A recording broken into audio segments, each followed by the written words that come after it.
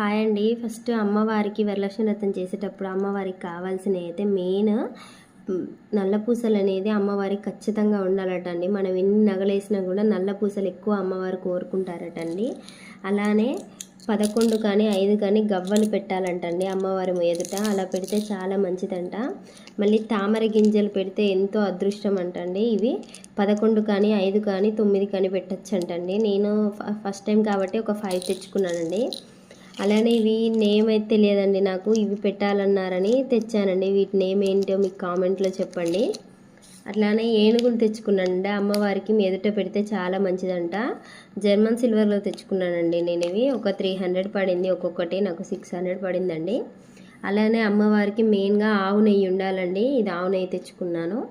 మళ్ళీ అలానే అమ్మవారికి పసుపు కొమ్ముతో పసుపు తాడుతో కట్టాలండి. అదే మంచిది. ఇవేనండి మెయిన్. Thank you.